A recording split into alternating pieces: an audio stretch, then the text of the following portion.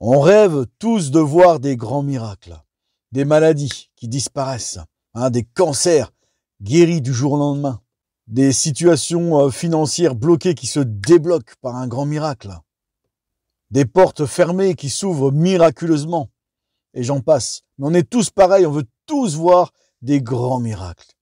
Mais si le plus grand miracle, c'était de changer. Je disais à ma femme il n'y a pas longtemps, c'est vrai qu'on a vu même une personne guérie du jour au lendemain comme ça de diabète. Merci Seigneur, c'est beau, merci Seigneur pour tous ces miracles. Mais je disais à ma femme, le plus beau miracle que je veux voir au quotidien, c'est des cœurs transformés, c'est des vies transformées, c'est des gens renouvelés dans leurs pensées. Voir des gens vraiment se convertir à Jésus-Christ. Des gens qui vont s'attacher à lui de tout leur cœur, qui vont avoir soif de Jésus, soif de sa parole, soif de l'évangile. Je disais à ma femme, mais pour moi, ça c'est le plus grand et c'est le plus beau des miracles. Parce que j'ai déjà vu aussi des gens guéris, même de cancer, mais qui ne se sont pas attachés à Jésus-Christ. Je crois vraiment que le plus grand des miracles, il est là. S'attacher de tout son cœur à Jésus-Christ, à sa parole. Alors oui, je te le dis. Et si le plus grand miracle, c'était de changer. Changer de regard sur les choses. Changer dans ton cœur. Changer de direction. Passer de l'amertume à la paix. Passer de la haine au pardon. Passer de la dépendance à la liberté. Et surtout, s'attacher à Christ. Tu sais, il y a des gens qui ont tout perdu, mais qui ont retrouvé la vie. Pas parce que Dieu avait changé leur situation, mais parce que Dieu les avait changés eux. Le vrai miracle, c'est quand une personne qui était brisée dit « Je ne suis plus la même ». C'est quand quelqu'un qui mentait commence à marcher dans la vérité. C'est quand quelqu'un qui trichait commence à marcher dans l'honnêteté.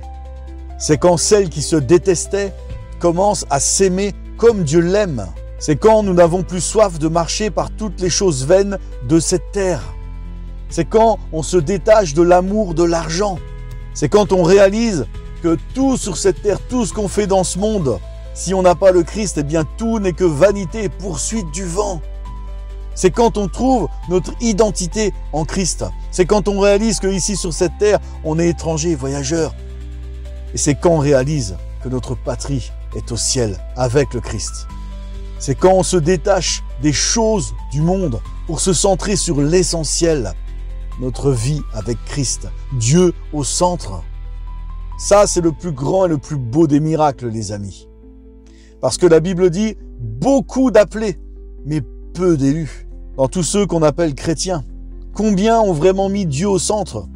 Combien ont vraiment ce désir dans leur cœur de continuer à être transformés, renouvelés dans leurs pensées? Combien mettent vraiment Dieu au centre au quotidien?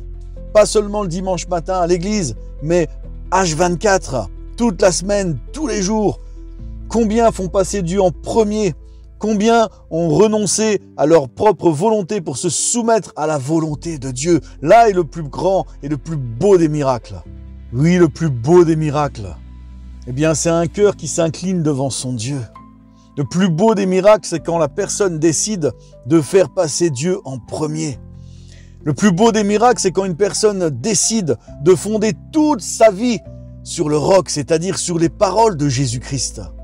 Dans 2 Corinthiens 5, au verset 17, il est écrit « Si quelqu'un est en Christ, il est une nouvelle créature. Les choses anciennes sont passées, voici toutes choses sont devenues nouvelles. » Donc pour moi, je vous le dis, le plus grand des miracles, c'est de changer. Et le plus important des miracles en premier, c'est de changer. Et si on n'a pas encore changé, nous devons avoir ce désir dans notre cœur de changer. De ressembler de plus en plus au Maître, de ressembler de plus en plus à Jésus-Christ. Ça doit être notre premier désir.